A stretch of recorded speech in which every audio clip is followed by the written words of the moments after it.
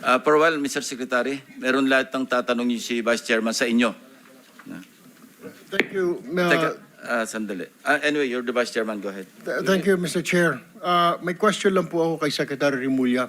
Mr. Chair, yung pong sinasabi na widespread according to ICI, yung Independent Commission for Infrastructure, na meron daw po empleyado ng DPWH na pinagsisira po yung mga dokumento.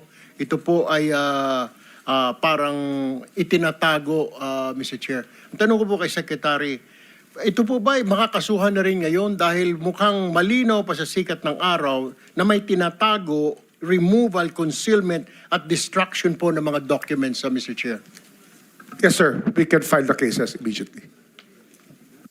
So, marami po yata ang violation ito, Mr. Chair. One last question for the Secretary. Falsification din po ng public officer or employee under Article 171, violation of PD 1829, at saka violation of Republic Act 9470. So, lahat po ito, ikakaso po, ikakarga po ito. Pwede po ikarga. Depende po sa facts of the case lang, sa mga allegations natin at sa ating ebidensya. Na-identify nyo na rin, Mr. Chair, nasabi na po ba sa inyo ng ICI kung sino pong tao na ito? Hindi pa ho, ang ICI po kahapon lang kami nagsimula makipag-usap sa kanila. Pero in due time po, tomorrow po ako mag-a-appear sa ICI. Maraming salamat po, Mr. Chair. Thank you, Interjection, Mr. Secretary. Chair, with the indulgence of the Yes, Vice please. Chair. Salamat, Mr. Recognize. Chair. Kay Secretary Remulla, sir, sa pagkakaalam po ng DOJ, meron po bang mataas na tao na nag-utos sa itong report ng widespread destruction ng mga dokumento kaugnay nung iniimbestiga ng Blue Ribbon Committee? Wala pa ho kami nakukuha na pero iniimbestigahan ho ng NBI yan. Salamat, Sec. And may mga crucial documents ba na nawala na sa atin, both sa department at sa Blue Ribbon? Usually ho, redundant naman ang documents eh. Redundant yan. So I think that we can still establish those documents, at least the duplicates of the documents will still appear. Aasahan po natin na may copies pa, may duplicates pa. Yes, sir. Yes, Salamat, Secretary. Salamat po, Mr. Chair at Vice. Thank you. Senator Risa. Quick two follows up, Sec, dun sa kaninang issue ng reported na destruction at tampering ng mga DPWH documents kaugnay nitong investigasyon. May suspetsya na po ba ang DOJ kung sinong mas matataas na taong maaring nag-utos niyan? Posible pong mas mataas.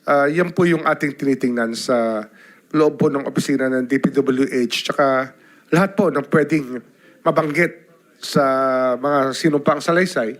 Yan, wala ho makakatakas dito pagdating sa suspetsa. Everybody's a suspect pag nandito na po sila. Everyone is a suspect all the way up to the top of food chain, ika nga sa DPWH. Opo, opo. And lastly po, kung mayroong mang kayong ma-establish na importanteng dokumento na natamper na o na-destroy na, paano pong gagawin? Paano po bubuin yung chain of evidence tungkol sa iniimbestiga ng komite? We will have to resort to secondary evidence. Pero that is an accepted mode under the rules of court and under evidence. At para ma-preserve po yung secondary evidence that still exists probably right now, meron po bang magagawa ang DOJ na pigilin na itong reported na destruction at tampering ng dokumento dun sa kabilang department ng DPWH?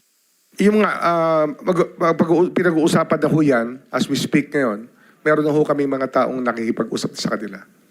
Salamat po, Secretary. Mr. Chair. Thank you. Senator JB. Mr. Chair.